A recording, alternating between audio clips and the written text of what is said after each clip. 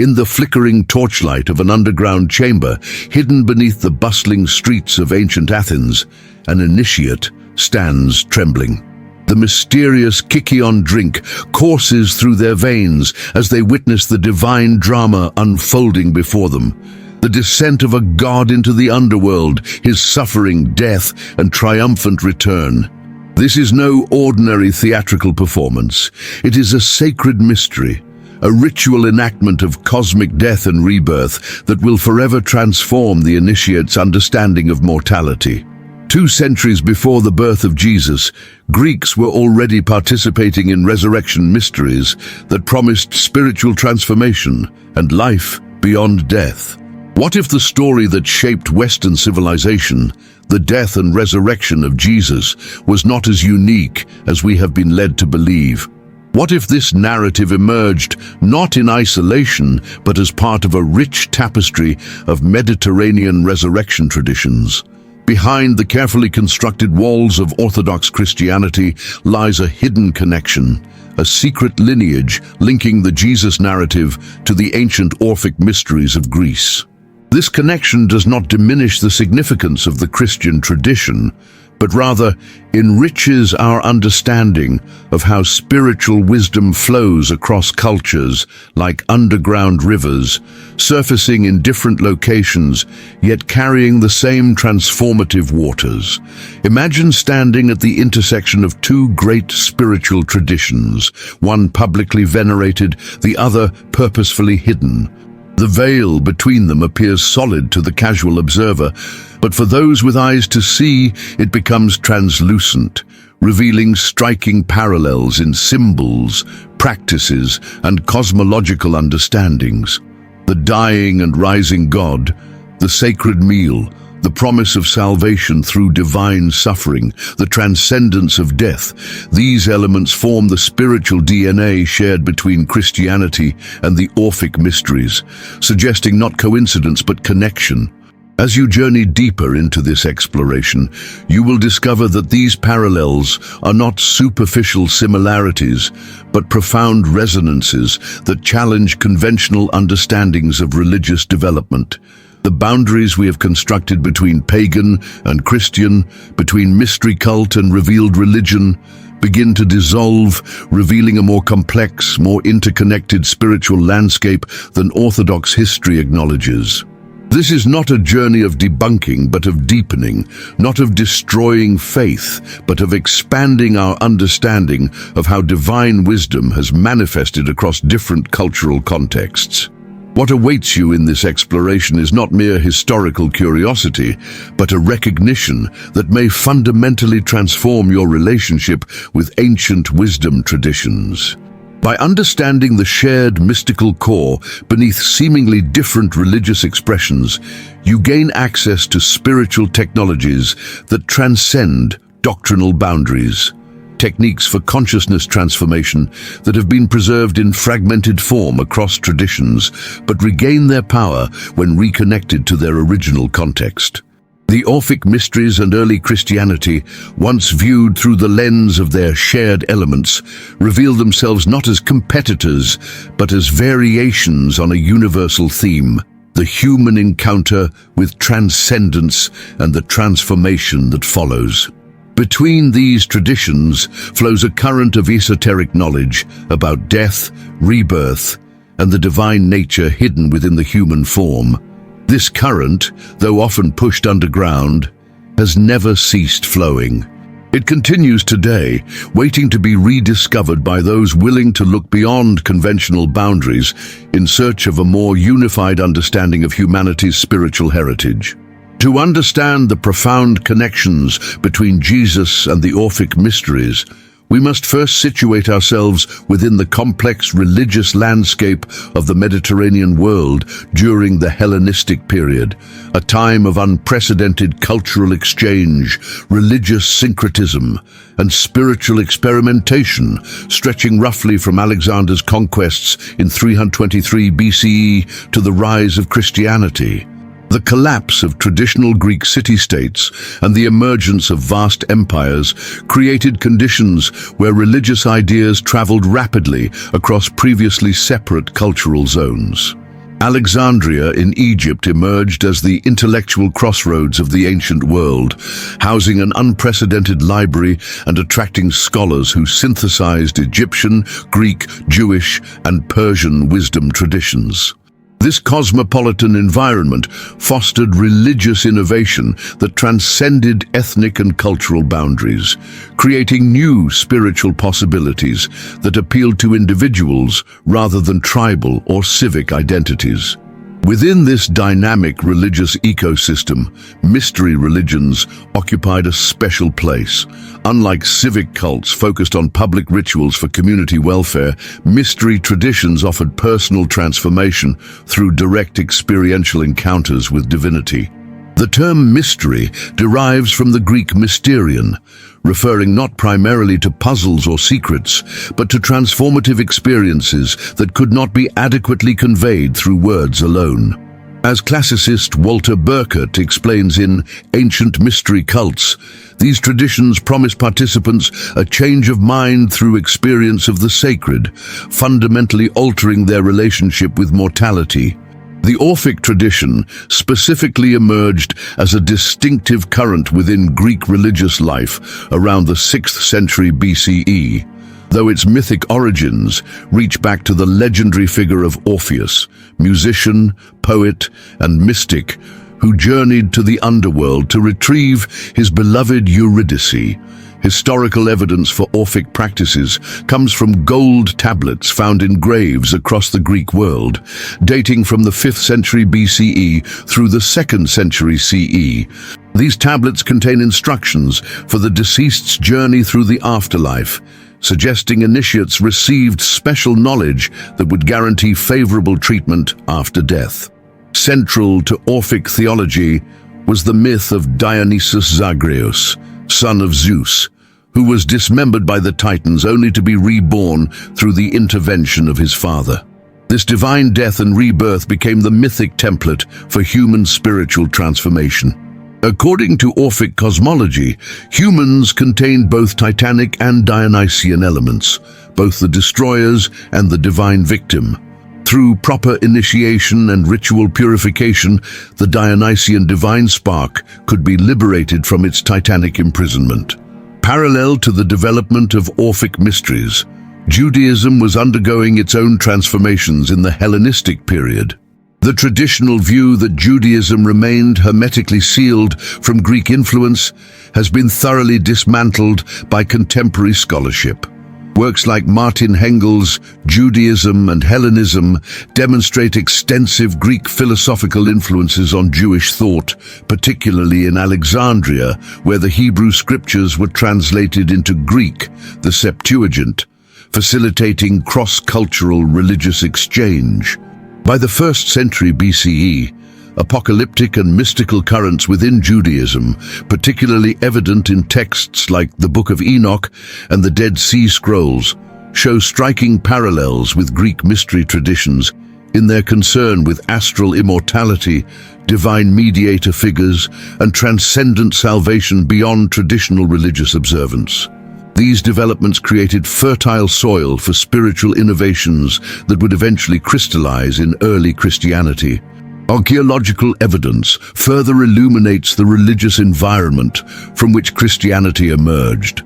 The discovery of the Nag Hammadi Library in 1945 revealed early Christian texts showing substantial influence from mystery religions and Greek philosophical traditions.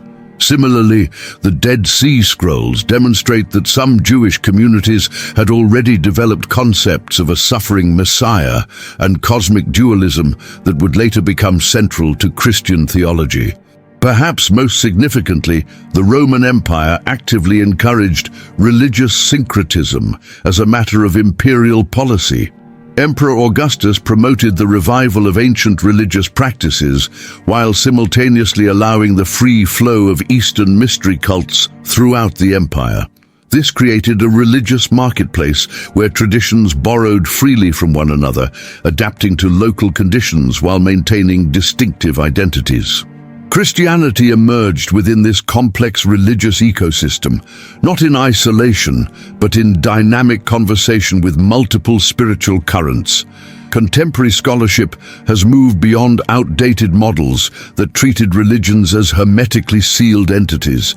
Instead, historians like Jaime Alvar in Romanizing Oriental Gods demonstrate how religious ideas functioned more like currency in the ancient world, moving freely across cultural boundaries while being revalued according to local conditions.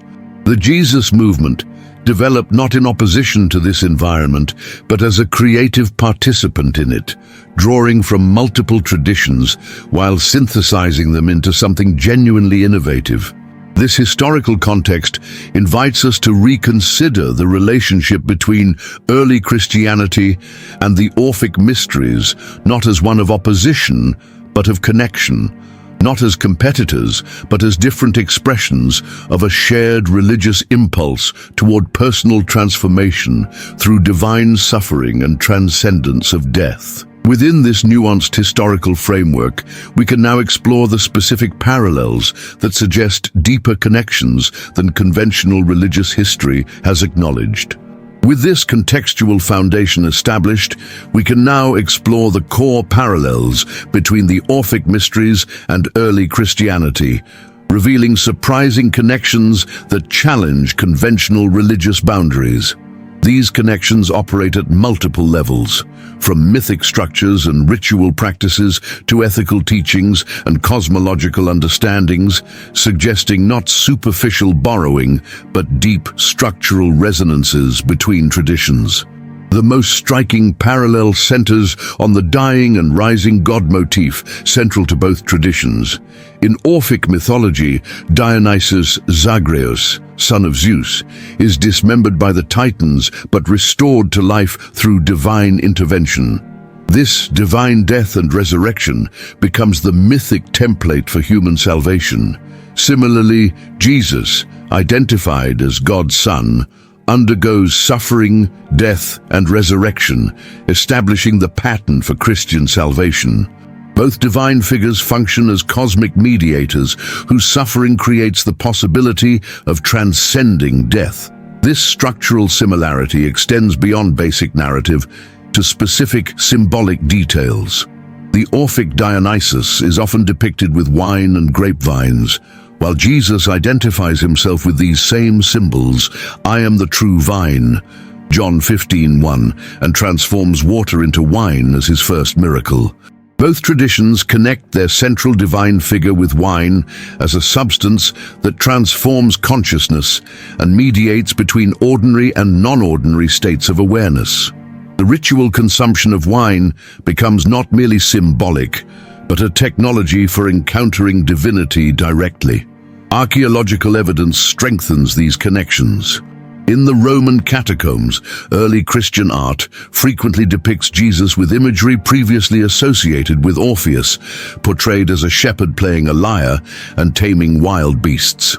This visual conflation appears deliberate, suggesting early Christians recognized meaningful parallels between these figures.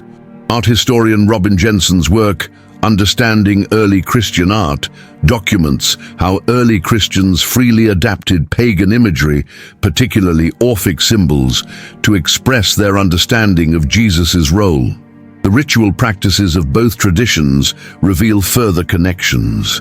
The Orphic mysteries included a sacred meal where initiates symbolically consumed the divine body, achieving communion with the god.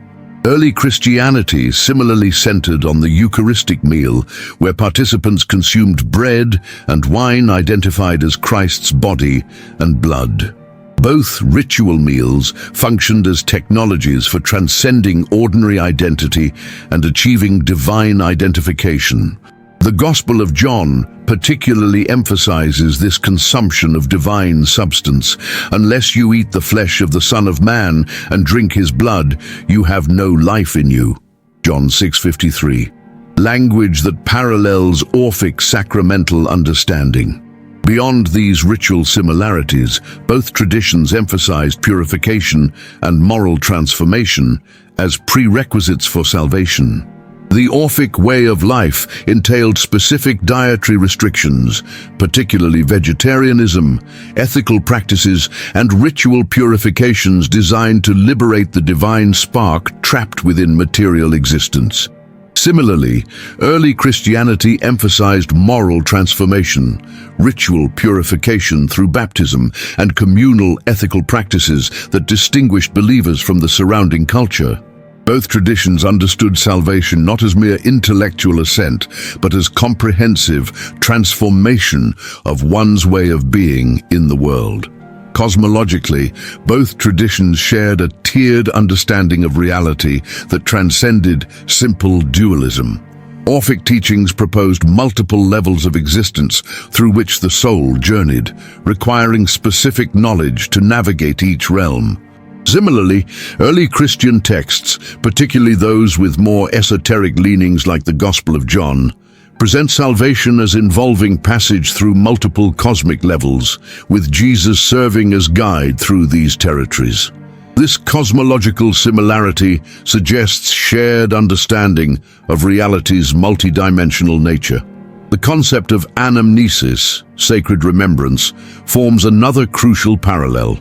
Orphic initiation involved remembering one's divine origin and true identity, forgotten through incarnation. Early Christianity similarly emphasized remembering Christ's sacrifice through ritual, "Do this in remembrance of me," and recognizing one's true identity as a child of God. Both traditions understood spiritual awakening not as acquiring new information, but as remembering essential truths temporarily forgotten through material embodiment. Modern psychological perspectives illuminate how these structural similarities reflect deeper patterns in human consciousness. Carl Jung's concept of archetypes provides one interpretive framework, suggesting that dying and rising God motifs emerge from collective human experience with natural cycles and psychological transformation processes. The Orphic and Christian narratives can be understood as cultural elaborations of universal psychological patterns related to ego death and the emergence of expanded identity. Contemporary consciousness research offers additional perspective.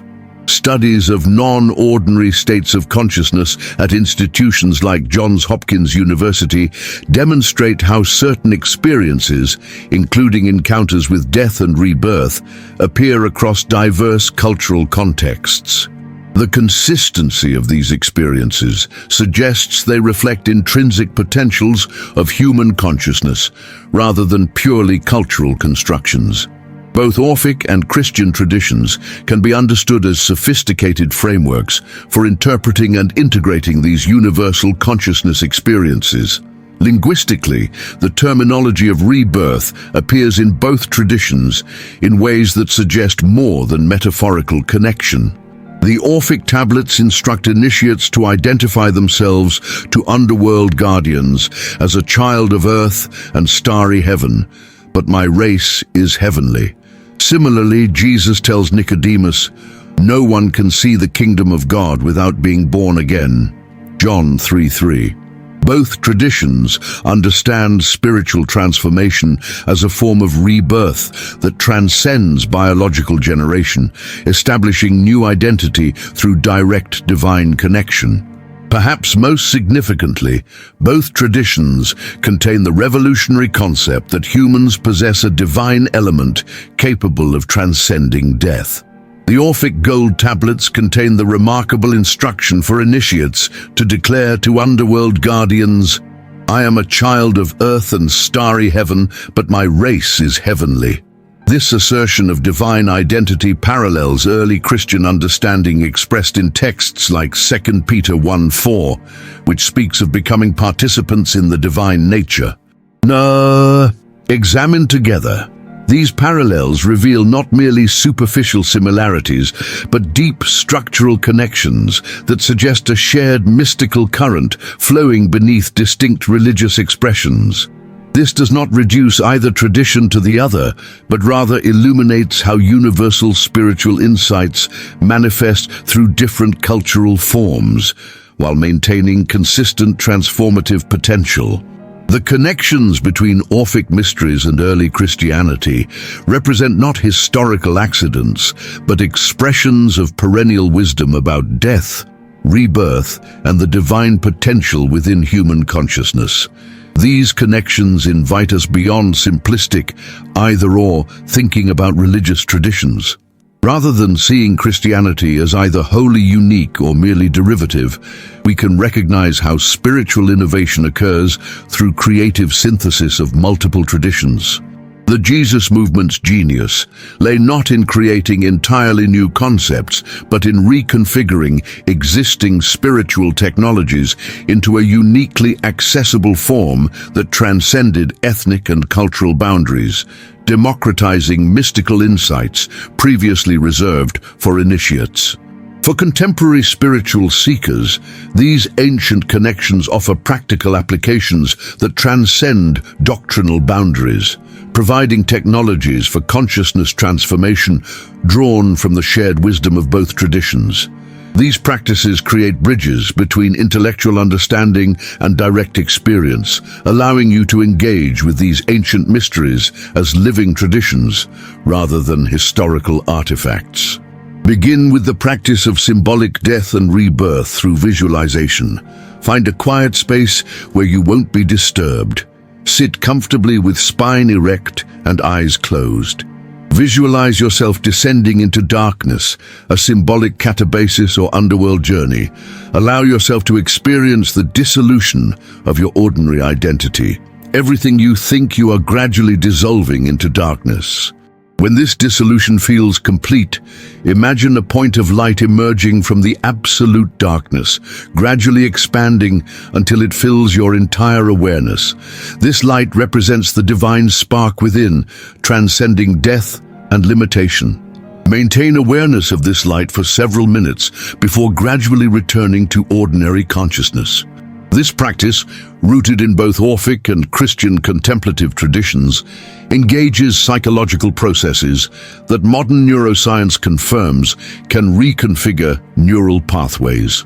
Research at the University of Pennsylvania has documented how meditation practices involving symbolic death and rebirth reduce activity in brain regions associated with self-referential thinking, while increasing activity in areas linked to expanded awareness and compassion.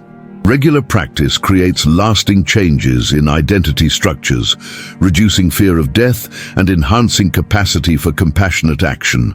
Next, explore the transformative potential of sacred sound through Orphic voice work. Orpheus's primary power came through his voice, his ability to affect reality through sacred sound. Early Christians similarly emphasized the logos or divine word as creative force. Find a private space where you can vocalize freely. Begin with a single vowel sound, traditionally O, allowing it to emerge from your lower abdomen rather than your throat. As you sustain this tone, imagine it resonating through your entire body, dissolving blockages and harmonizing discordant energies. Gradually shift through all vowel sounds, A, E, I, O, U, spending 2 to 3 minutes with each. Contemporary sound healing research confirms what ancient traditions intuited.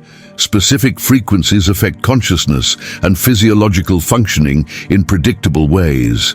Studies published in the Journal of Evidence-Based Integrative Medicine demonstrate how vocal toning practices reduce stress hormones while increasing production of endorphins and oxytocin, creating measurable changes in both psychological state and immune system functioning. Implement the practice of conscious eating as sacred communion, drawn from both traditions' emphasis on sacred meals. Choose one meal each week to eat with full ritualized awareness. Before beginning, acknowledge the life energy contained in the food. Eat in complete silence, taking small bites and chewing thoroughly at least 30 times per bite.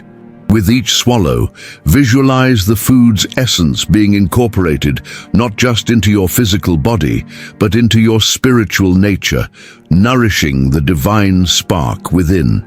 Neuroscientist Andrew Newberg's research on religious practices demonstrates how ritualized eating with focused attention activates brain regions associated with transcendent experience, particularly the prefrontal cortex and anterior cingulate, while decreasing activity in areas linked to self-referential thinking.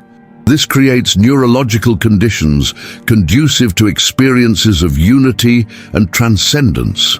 Practice symbolic purification through water, as both traditions emphasized ritual cleansing. Each morning, use your shower or bath as a conscious spiritual practice rather than merely physical cleaning.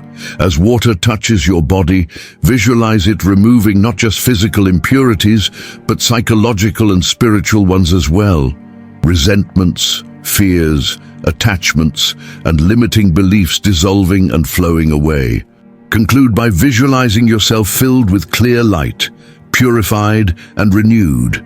Research in environmental psychology confirms water's unique effects on consciousness. The negative ions produced by moving water create measurable changes in brain chemistry, reducing cortisol levels while increasing alpha brainwave activity associated with relaxed alertness and creative insight. This physiological response creates optimal conditions for consciousness transformation. Finally, incorporate the practice of divine remembrance, anamnesis, through regular contemplation of your eternal nature. Spend 10 minutes daily contemplating the question, who was I before birth and who will I be after death? Don't rush to intellectual answers, but allow the question to create space for direct intuitive knowing to emerge. Journal any insights that arise without judgment or analysis. This practice engages what neuroscientists call the default mode network, brain regions active during self-referential thinking. By directing this network toward contemplation of transpersonal identity, you create conditions for insights that transcend conventional ego boundaries. Research at Imperial College London demonstrates how contemplative practices focused on questions of ultimate identity reliably produce states of expanded awareness associated with reduced fear and increased sense of meaningfulness. These 5 practices, symbolic death, rebirth visualization, sacred sound work, ritualized eating, water purification, and identity contemplation, translate the shared wisdom of Orphic and Christian traditions into practical technologies for consciousness transformation. Through consistent implementation, they create experiential understanding that transcends intellectual comprehension, allowing direct participation in the mysteries these ancient traditions preserved. By engaging these practices, you activate the same transformative processes that initiates experienced in underground chambers and early Christian communities, processes that reconnect individual consciousness with its divine source. The outer forms may differ, but the inner technologies remain consistent across traditions, available to anyone willing to engage them with sincere attention and practice. As we emerge from these depths of exploration, we stand now at the threshold between worlds, between the ancient mysteries and contemporary understanding, between separated traditions and recognized unity, between intellectual comprehension and lived wisdom. The connections between Jesus and the Orphic mysteries reveal themselves not as historical curiosities, but as different expressions of perennial wisdom about humanity's divine potential and the transformative journey from limited to expanded consciousness. These traditions, seemingly separate when viewed through conventional religious categories, appear as variations on a universal theme when examined through the lens of consciousness transformation. Both present a radical proposition that humans contain a divine element normally hidden beneath material existence but capable of being awakened through specific knowledge and practices. Both traditions understood that this awakening involves a form of death, the dissolution of limited identity, followed by rebirth into expanded awareness of one's true nature.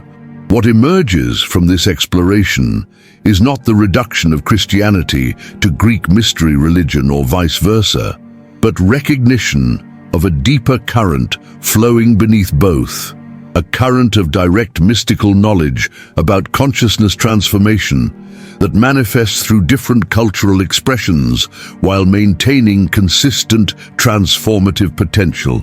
This recognition does not diminish either tradition, but enlarges our understanding of how spiritual wisdom transcends cultural boundaries while adapting to specific historical contexts. The similarities between these traditions point toward universal patterns in human consciousness, patterns related to transformation, transcendence, and the recognition of one's divine nature. These patterns appear across cultures, not because of historical borrowing alone, but because they reflect intrinsic potentials within consciousness itself.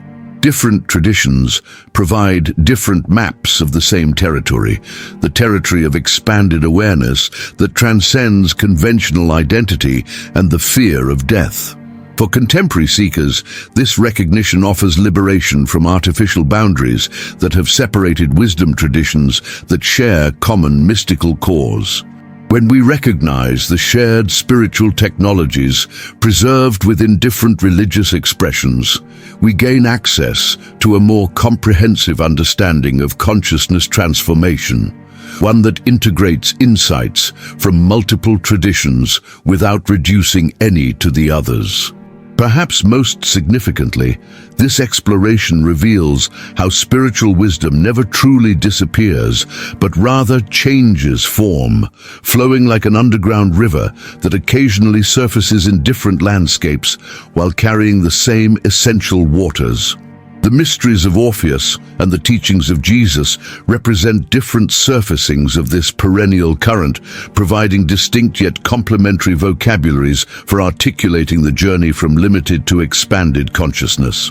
As you integrate these insights into your own spiritual understanding, you participate in a tradition older than any single religious expression, the tradition of direct mystical knowledge that transcends doctrinal boundaries and cultural limitations. This tradition has always emphasized experiential knowing over mere belief, transformation of consciousness over adherence to fixed dogmas, and the recognition of divine potential within human form over separation between humanity and divinity. The connections between Jesus and the Orphic mysteries offer not final answers, but ongoing invitation to explore consciousness beyond conventional boundaries, to recognize unity beneath apparent diversity, and to engage directly with the transformative technologies preserved within different wisdom traditions. The ancient initiates entered underground chambers seeking death and rebirth. The early Christians gathered in secret to participate in divine mysteries. Today, we continue this journey not by merely studying these traditions, but by allowing them to transform our consciousness through direct engagement with their essential practices. If these explorations have awakened something within you, some recognition of deeper connections between wisdom traditions, some intuition of the divine potential within your own consciousness, then you have already begun the initiatory journey that both traditions preserved. Join our community of modern mystics dedicated to uncovering these ancient connections and translating them into lived wisdom. Every subscription supports the continued illumination of these transformative traditions, keeping alive the flame of perennial wisdom in a world that has forgotten its divine origins. Together, we remember what the ancients never truly forgot, that the divine spark lives within, waiting to be recognized, awakened, and fully embodied.